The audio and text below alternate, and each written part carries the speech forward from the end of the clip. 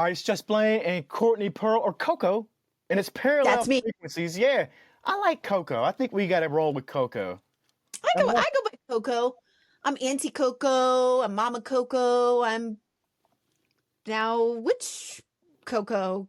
Podcast host Coco. Yeah, just Blane and Coco. I mean, I like Coco, but if it's like a pet name that only specific people use, we better not throw it out there, or it might be too late. I don't know. Yeah, I have to really like you a lot if I'm gonna let you call me Coco. No, I don't even care. Maybe I don't know. I don't know what else people could call me. Not Coco. Just Blane. That's it. Just Blane. There's a reason for that. There's a reason that people call me Just Blane. I'm not going to tell all that right now, but we will talk about that at some point. I don't want to bore people with my career. That's what it is. Cue the music for the flashback where you. Yeah, the little dreamy sequence, and then some psychedelic music, and then wait a minute, I'm going way far back. I'm not. That's not the 70s. We're going back to. That's like Conception. Yeah, Way right? back. It all started when two people fell in love. Or the. And then there's Just Blane. Yeah, or you get the freeze frame, and it's how did I get here? And that's all it is. Yeah, maybe that'd be it. Yeah, we should put that together. I need a biography. It'd be probably pretty short, but. Ooh, I'm gonna come up with one. If there was an autobiography on me, you know what I would want it to be? A children's pop-up book, like a dinosaur pop-up book. Like that's what I would want it to. I would want that to be my autobiography. So a little wrestling ring shows up, just a little, and there you go. Wrestling rings, DJing, all kinds of stuff. Prison? No, I'm kidding. No prison. No prison. Not yet. Not yet.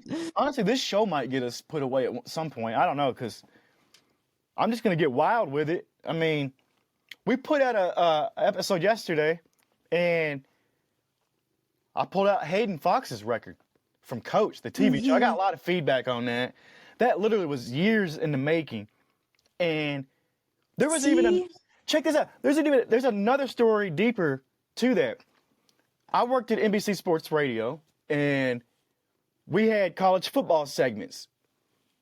So you see where we're going with this. So we had to bring on specific guests to come on and guess the winners and stuff for the games, every week, every Saturday.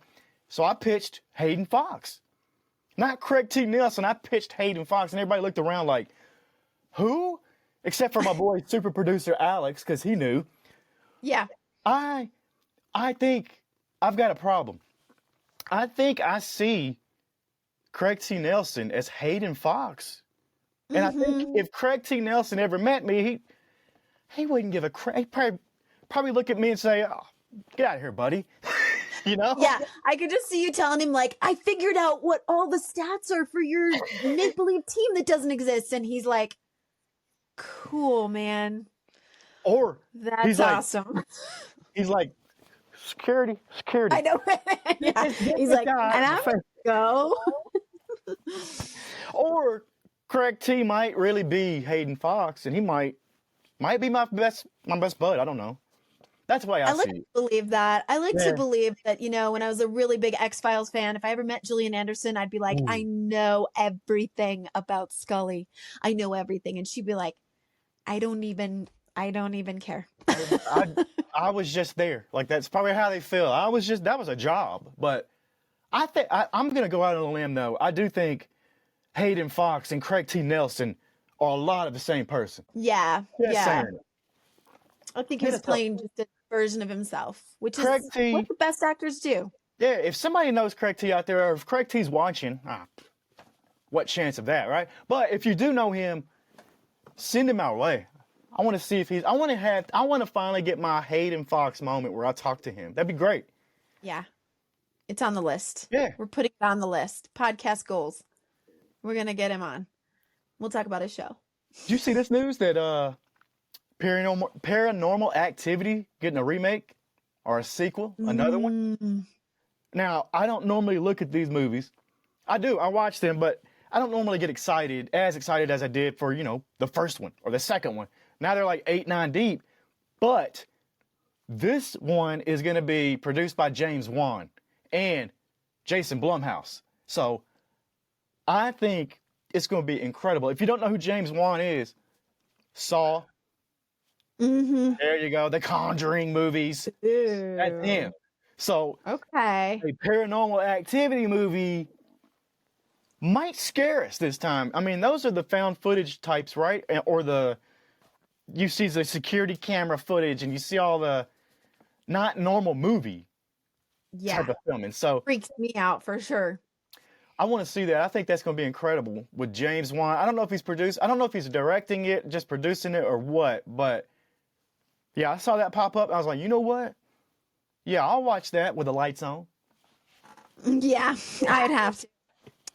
I think that's how I watched it the first time. The first time I watched Paranormal Activities, first one, very You, first one. It's you like, remember this is a little too real.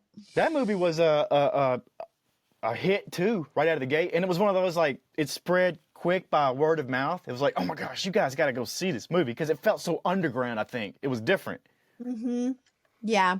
Yeah. Like we've discussed before, the Blair Witch Project and how that really changed how people did PR, movies. I mean, You know what? Like horror genre. the fact that the Blair Witch came out way before Paranormal Activity. I wonder if those two movies flipped. I wonder if Paranormal Activity came out way before Blair Witch, if it would have had the same impact that Blair Witch did, because they could have made it pretty believable with all the found foot. Like, there's a way to do it, I think. Also, there was social media and everything else going wild by the time Paranormal Activity 1 dropped. Blair Witch didn't have that. We have talked about that. So that's fun to think about. It's like, oh, let's go back in time and see. It's amazing how much cultural dynamics and, even like technology, like you said, social media, how much that influences and changes the media and entertainment industry. It's crazy to think about. I really think it molds what we do. Like I do. I think it's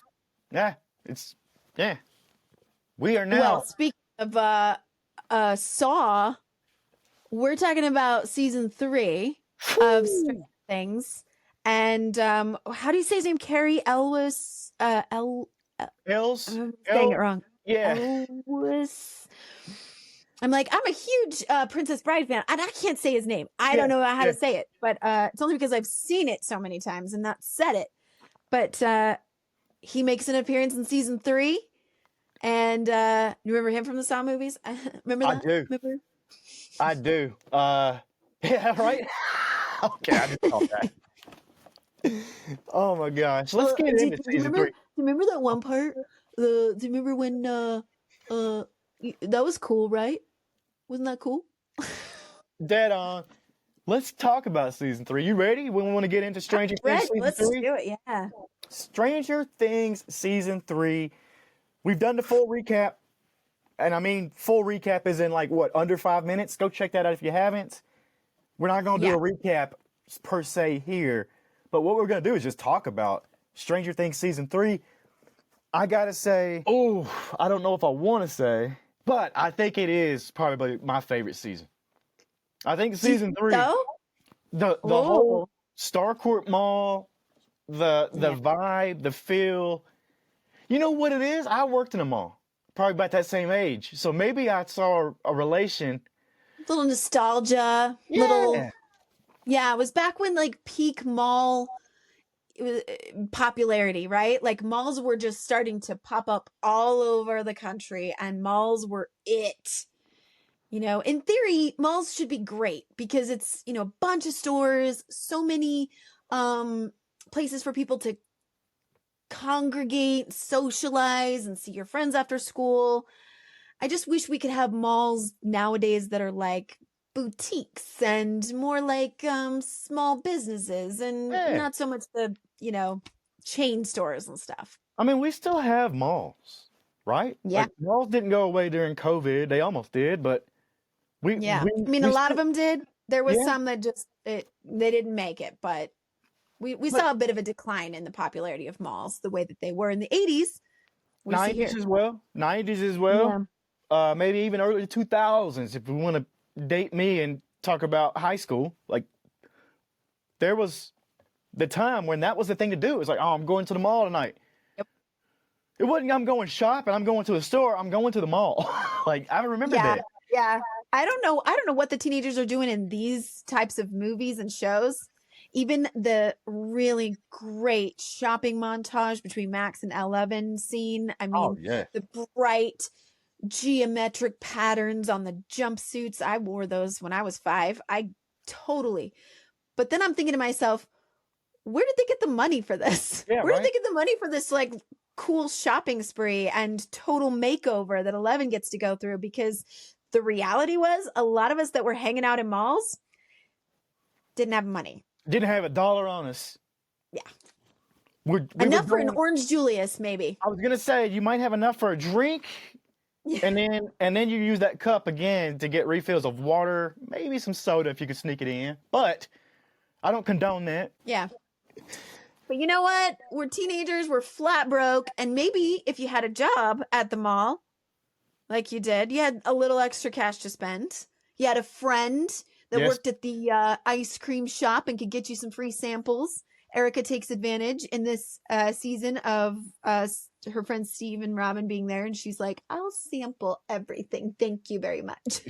She gets free ice cream forever. I think if they ever, I don't know if they ever officially made that deal, but I think she did ask for free ice cream forever. I think they got out of the deal because the mall got demolished. It's no more there. So, so Scoops poor Erica had to do all that she went through and climbing in air ducts and risking her life and everything. And she's probably not going to get any free ice cream. I don't think so either. Unless there's another Scoops Ahoy opens up in seasons 4 or 5. I don't think so. I don't think that's going to happen. But she was so sassy in this season. I think this is her breakout season. This is the one where it was like, you know what?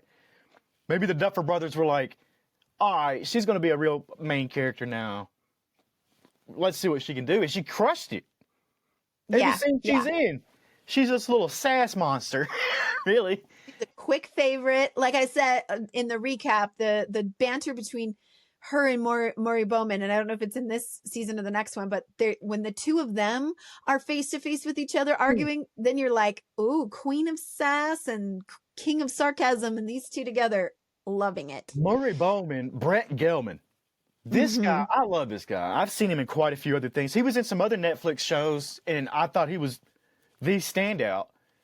I think that the fact that he is not the only standout on this show is a true testament to the rest of the actors in here, because he could definitely overshadow everybody in this easily because of he's a huge presence. Like he commands the screen. If he's one of those actors that behind the scenes, like he commands the scene and the screen, and he makes you feel the emotions. You might think he's funny. You might be mad at him. You might be like, oh my gosh. He might make you feel unsettled. Like there's all these things that he touches on. And I think he's really great at that. I'm talking about Brett. I'm not talking about Murray, but Brett Gelman himself. I think he can do that. Yeah, but I love this character. I loved his character in this season. He kind of went from, we saw him in season 2. You didn't even remember he was in season 2. And he slides under the radar, and then all of a sudden he's this huge character in season 3. Major character. Yeah. Yeah, major plot point. And some of the best lines, I think, in the whole series go to him, I think. Quick wit. They do. And you remember, this is the season where he's got Alexei. So the whole Russian arc is coming to, we really need the Russian conspiracy theorist, whatever you want to call him, in Murray. And yeah, he gets Alexei. We get all the Russian stuff. We get that crazy scene. Sad scene. It's like, why did Alexei have to go? You know? I know, poor guy. He did all that just so that he could survive, maybe, possibly, and he doesn't anyway. No, like they knew how to write. They knew how to write these scenes to where it was really, you know what? They developed a character. He's a bad guy at first. Once again, Alexei would be a bad guy, awful guy, right? Because they go into the Russian lab. Spy scientist, awful human being. He's done some terrible stuff. We shouldn't like him. Not long in, it's an episode maybe.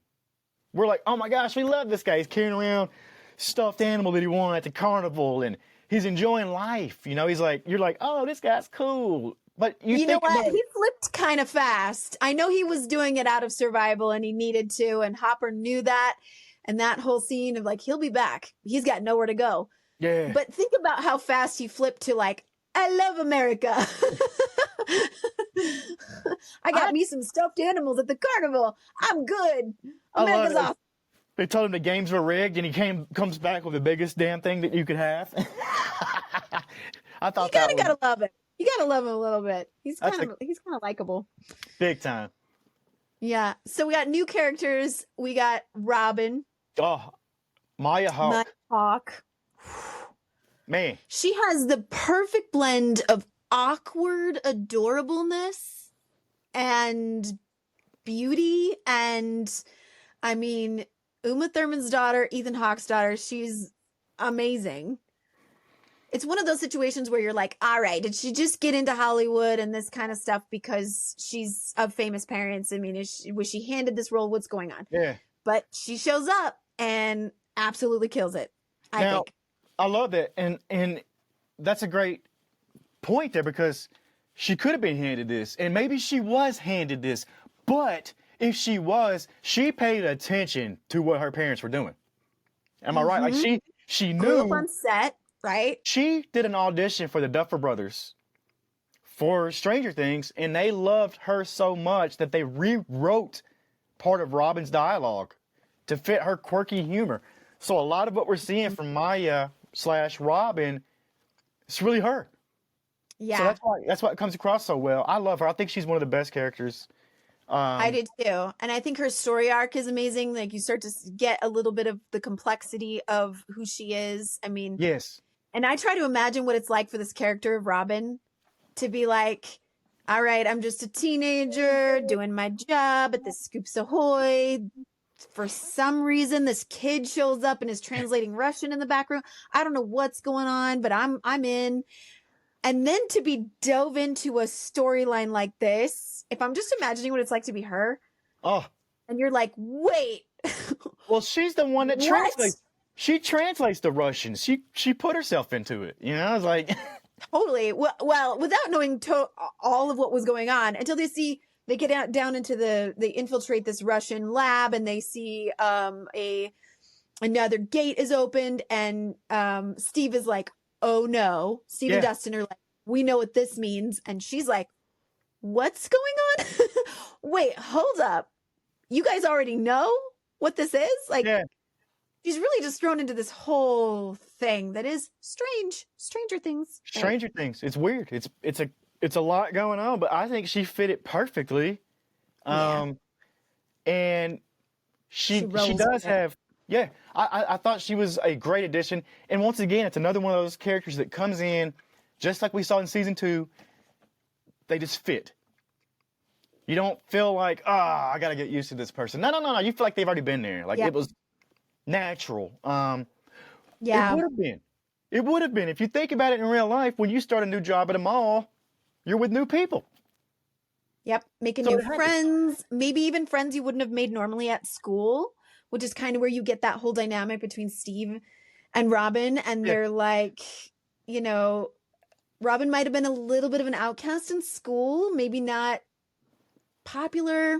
Steve is for sure. Oh, yeah. But then they get this dynamic that becomes a friendship that I am so envious of. I'm like, I would love a Robin in my life. I would love a Steve in my life. I want this. Let's find you one. Let's find you a Robin or a Steve in your life, because Robin's character is confused already. She's a teenage girl and all these things going on. And at home as a viewer, we are confused because we see this weird chemistry between her and Steve. And we're like, oh, are they like a thing, or what is this?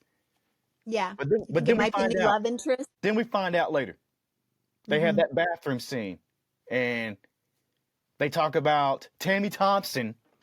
Tammy Thompson was the one, and she says a line. She says, "Why was it you that she was in love with?" Basically, and you're like, what did you have that I didn't have? Yeah.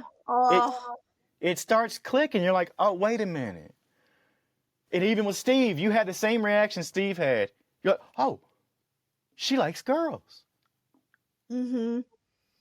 And it's this huge moment. And guess what? There were gay people and lesbians in the 80s. What? Shock. Oh my gosh, there were. Yeah, So this you know is what? not, There were in the 1800s too, and before that, and since the beginning of time. so this is not a far-fetched storyline, is what I'm getting at. Like, this is a Yeah. normal thing back then, but here's what the difference was.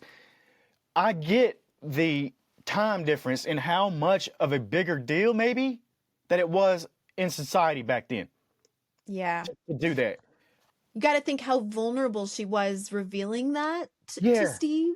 Maybe it was the first time she's really ever revealed it to anyone or said anything out loud. You know, and that would have been probably about right for that time period and that age that she was in, right? I think everybody was probably holding their breath to see Steve's reaction in that scene.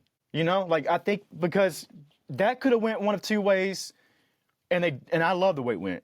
He had no problem with it. It's like, okay. Oh, If okay, anything- yeah.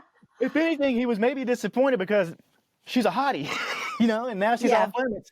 Like, But they did. Oh, okay. But that did make their relationship stronger, and we see that as it goes. And we won't get too far into season 4 because we're going to do that one. But I think that was a huge moment, a beautiful moment, beautifully written, beautifully acted, all of those things. And like I said, it would have been. I'm not taking away from how big of a deal it is now to come out to somebody, but back then, 40 years ago, harder. Yeah. No, you didn't know what the reaction was going to be, and Especially to someone I'm so glad who was you gave a good example. especially to somebody who was an alpha male like Steve at one point, you know, like that's how he was built as a character.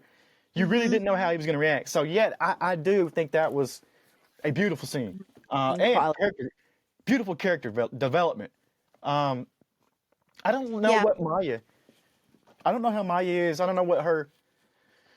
I've seen some interviews where she has some talks about book crushes that she has when she was on other podcasts and interviews that I've seen of her. And so I'm like, I'm pretty sure she likes the fellas, but you know, it's fluid. Who knows? Yeah, I mean. But I love that Stranger Things has a really great way of integrating, you know, this mysterious, paranormal, horror, sci-fi aspect to it, and these developments of relationships and real things. You see these kids growing up throughout the series. So you've got the young boys, that were, you know, the D&D crew, I like to call them. Yeah. The OGs of season 1, and you're seeing them grow up and have, like, now they're kind of pairing off. Now that Max is in the picture, you know, Lucas has a little girlfriend there, and Mike is still kind of obsessed with 11, and they've got their obsession going. In fact, like full out makeout sessions. Let's be honest. Yeah. That's a whole other story going on. And then you have Will. So Robin's coming out is sort of setting up what Will's going through. He's like in this phase of like, no girls allowed. Let's stay kids. I'm still kind of holding on to my childhood. I missed some childhood while I was going through stuff. So you've got, you know, Mike has 11, Lucas has Max, Steve has Robin, maybe right now. Jonathan has Nancy. And then you've got Will with his trauma. Like that's his like side business going on. Yeah. And you got this monster or whatever wreaking havoc all at the same time when these kids are going through life, really. It's like, that's terrifying. You know what the most terrifying thing in the whole Stranger Things overall all seasons has been? It's in season 3. It's on the marquee in the background of the movie theater. They're actually showing Return to Oz in that theater. If you look close, that's gotta be the most terrifying thing. That's the most terrifying thing in the whole thing of Stranger Things is the fact that theater is showing Return to Oz. If you hadn't seen that movie, don't. It'll give you nightmares.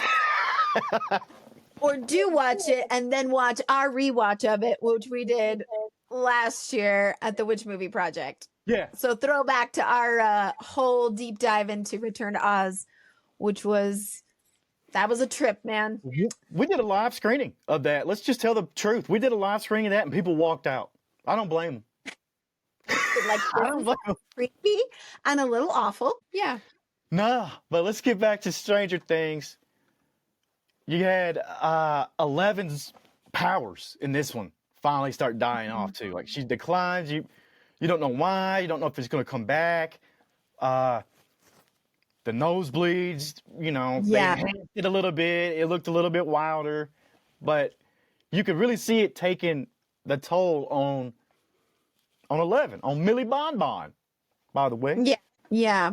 And I kind of love the storyline with how healing it must have been for her to have Hopper in her life. And we didn't talk about this enough in yesterday's episode of season 2, because that's where it really started. How much the influence of 11 in Hopper's life is healing him and his trauma at the same time, because he was not a likable character really at all in season 1. When you first see him, he is a slob. He is not taking care of it. He's a drunk. He is not taking care of himself at all. He's barely doing his job. And then, the influence of like, oh, now this girl needs me in her life. I'm going to take care of her. You see how that changes him and makes him more likable and more desirable, honestly, to Joyce as a love interest that starts in this season. Now that Bob is out of the picture. Am I right? Poor Bob. I know. Gone too soon. That's just all you can say. Yeah, but he had to be out of the way for this whole thing to play out between Hopper and Joyce. And like, where is that going? You gotta tease things a little bit along the way. And I love a slow burn when it comes to romance and shows or anything like that. That's probably why I watched X-Files more than anything. Was are they or aren't they between Mulder and Scully was my primary focus. I was like, the other stuff is cool too, but I want to know what is going to happen there.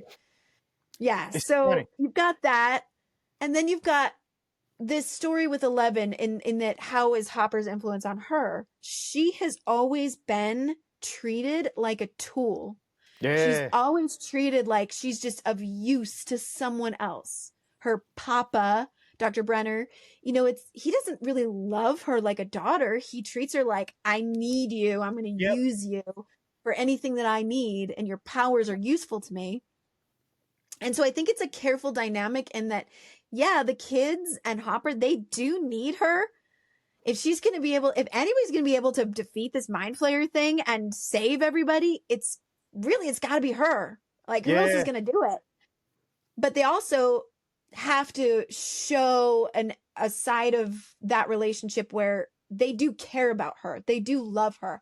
And Mike is very protective. He's like, this is wearing her out. Like, we can't keep using her. She is going to die if we keep doing this to her. And Hopper too. Like, they have a very protective, actual caring and nurturing. I mean, we see it in its finest form after Hopper dies, let's say. Yeah. And the letter. Oh. I think that letter is to L from everybody, even us as viewers at home. Like, I think that's really what that was. And it's like, hey, we know how the letter went, but I think that sums up all of it. And that was one of the biggest moments to me in Stranger Things. And I mean that seriously. That's one of the most emotional moments in the whole seasons, all of them, all whole series, is that letter from Hopper. We think, because at that time, we think he's dead. We know he comes back. I mean, it's not a spoiler. He's on the posters for the new seasons. So it's hard to spoil that. But that dynamic continues. But yeah, but I think that hit so hard with us not knowing if he's coming back. It still hits hard now watching it, and he's coming back. But you finally get to feel, I don't know what he's feeling, because he is this hardened shell, and you never really know. He's a slob, he's all these things, but he's got a heart, He cares. he cares and he's trying and he messes up all the time. And he was supposed to have that talk with 11 and say those things to her, but he couldn't quite do it. So he ended up just kind of like ruining the relationship between 11 and Mike and kind of getting in the way of that because he didn't like them making out 3 inches. What was it? 3 inches? 3 inches. Which is funny, if you look at other scenes, she does keep that door open 3 inches all the time. Even if they don't say it, it's open. It's funny. That's the first thing she says to him when they reunite. Well, we'll talk about that now. Yeah. But, we can't get that far. We got boundaries here. Season 3 is what we're talking about. This one was this was the one with the big Russian stuff. Although the lab, the base, they built that thing on a massive soundstage with real tunnels. The Duffer Brothers wanted an authentic Cold War vibe. They got it. They pulled it off. I believed it. I bet it was cool to be down there. I wonder what that was like. I bet that was wild. I don't know. I have an infatuation with movies, TV shows, whatever, where people are like trapped in bunkers or we're gonna get. Yeah. Does it feel like a fear to you? Like it would genuinely be terrifying to you, or you're just like, it's cool, it's fun, it's something about burrowing appeals to you? I don't know if it's just that. I think we should get into this. I think this is a whole episode that we'll have to get into because I got some into your psyche. What is that? I like caves. That's why I record in my cave here. I like caves. I like things that are cozy and tight and I have to climb into a little bit. Yeah. We get that post-credit scene. We get that post-credit scene though that kind of tells Hopper's still alive, even in this season where he's, what is it, Kamchatka or whatever, Russia. Yeah. So he's not gone. He's not gone. No, he couldn't be. I mean, I think they wanted something that was kind of like, oh my gosh, he sacrificed himself, that kind of traumatic big ending kind of a thing. But then they also probably were like, but we can't get rid of him. We really kind of want him for season 4. And we've got plans for him. I could imagine if I was a fly on the wall in the writer's room, that's what I imagine happening. Yeah. They're like, let's make it dramatic. Right. That last episode, that very last episode, the Battle of Starcourt, that's one of my favorite episodes of the whole series too. I think I even texted you during the rewatch. I'm like, OMG, this is like a effing movie. Was my that's so true. Yeah, totally blowing the whole television norm out of the water and saying like, we're just going to make a mini movie, and it's going to be a mini movie that keeps going. Then there's going to be another one and another one. I mean, movies are not released like that. And yet they were able to pull that off. Some criticism I've heard of season 3 is that it does feel like they wrote it too fast. They had a lot of time to write the first season, and then they took their time with the next season. But there was some criticism there, and I can kind of see it in that, like the development of Will feels a little bit flat. Like they weren't really sure what to do with him. So he's just kind of left doing the little tingle on the back of the neck thing where he's just like, uh-oh. Yeah. And that's as deep as it really goes for him. It's almost like they just didn't quite know what to do with him yet, you know? I mean, it could be because we still don't have Vecna yet. Yeah. We don't know that connection yet. We don't know how all that plays a part later, which I'm glad they got that in there so that he has more to do as we move into season 4, season 5, right? Yeah, Will did kind of take a back seat season 3, but we got the best character development ever in most of the other ones. Like almost everybody else make up for it, right? Yeah. But I love that Max and 11 kind of get their friendship solidified because they didn't get to have that yet until now. And so Max being the new girl still, like I said yesterday in the last season, she's the new girl. So like, that's hard. Like, do I fit in? Am I part of the group? I don't know. And then for them to bond over boys being jerks, love that. And I love the fact that Max was very embracing of 11. Like, you're not weird. I'm not weird. We're cool. Like, let's be besties. Loved that. Let's be weird together. Let's be weird together. We're the ones who face monsters, so we can relate to each other. Like they said in The Craft, we are the weirdos, mister. Right. Remember that? Love that throwback. I love that callback. That's amazing. Yeah. Yeah. Well, So go ahead. Yeah. I can't not mention, really, for me, the pivotal episode of the season is episode 6, or E pluribus unum. Unum. If I'm saying that right, I don't know Latin. It's hard. But I was really struck by the whole idea of 11 being able to go into Billy's memories, and that, like, potentially he's hiding secrets in his subconscious so that the mind flayer doesn't infiltrate that. I know there was a lot of influence of the Duffer Brothers being influenced by Eternal Sunshine of the Spotless Mind. It's one of my favorite films of all time. I mean, I really think that's one of the most well done films ever. Acting, writing, directing, all of it. I love all of it.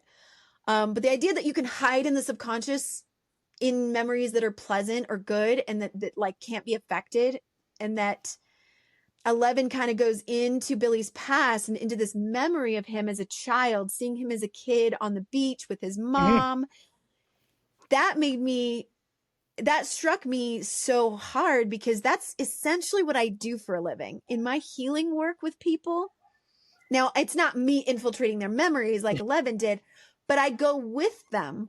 I'm taking their present day self and allowing them to have these experiences where they talk to their subconscious in the form of their inner child.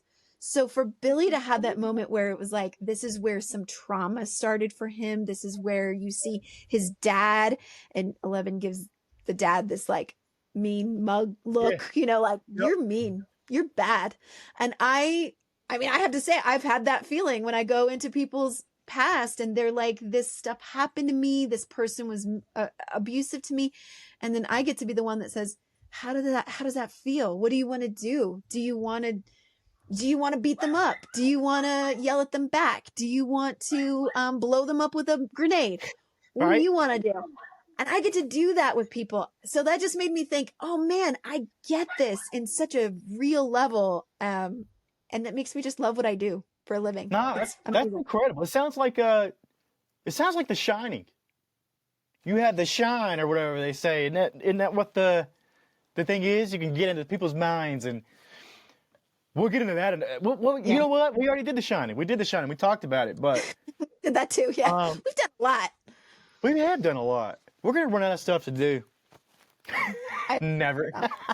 No. Never. What do you want to wrap up season 3 with? Final thoughts? Have you had them? What's going on? Yeah. Well, okay. So I'll go back to the question of favorite character, and I'll say, like, if you had one that stands out for this season, who would that be for you? Murray. Brett Gelman is Murray. Yeah. And Robin. I mean, this is a hard one, because there was a lot of heavy hitters that stepped up. They've got it's just an all-around good cast. Nobody, like I said, Brett Gelman could have outdone everybody on that set. But I think they elevate each other. I think the actors elevate each other. David Harbour, Winona Ryder, all of them on set, those people right there are veterans in the game. And if you're not following what Winona's doing, like I've said in another episode, she wrote backstories. She was doing all this stuff that was not necessary to do. Yeah. Hey, but and if you didn't know she had a wide range, just remember back when this season came out, I think it was this season, when the actor that plays Hopper was getting an award. Do you remember it was a meme forever, was Winona Ryder's facial expressions during his acceptance speech? Yeah. And we all found out later it was because she couldn't really hear what he was saying. And so she was trying to like listen, and she just had all these facial and people were like, is she okay? Like they thought maybe she was losing her mind. Yeah. But I absolutely love her for that moment where she's just like, and I'm like, I love her. You were point on right there. Perfect representation of Winona Ryder's meme. That was my impression. Yeah. I love it. Straight, dead on, dead accurate. But I No, can but see I why love it. she was your favorite when we talked about the other season back when. But Murray, yeah, he stands out this season. What about you? I gotta say Hopper. And I'm blanking on the actor's name here. David Harbour. Yes. Okay. So just, I mean, I actually love him in all the seasons. He's probably like my close one for all the seasons too. But I would say that's my pick for this season. I feel like the whole like protective dad and like Yeah, just the whole thing. I'm like loving that dynamic that he's bringing forward. it continues. Spoiler alert, it continues. I think that's it though for season 3. We will continue with season 4, the darkest chapter yet, I gotta say. I think it is. But we will do that one on the next time. Right here, Parallel Frequencies. Hit the subscribe button. Right now, if you're out there, you're listening, watching, whatever, hit subscribe, follow, like. Give us all your comments. Give us all your juicy theories. Give us all your favorite characters. I want to hear it. I want to hear all of that. Yep, until then, we'll see you.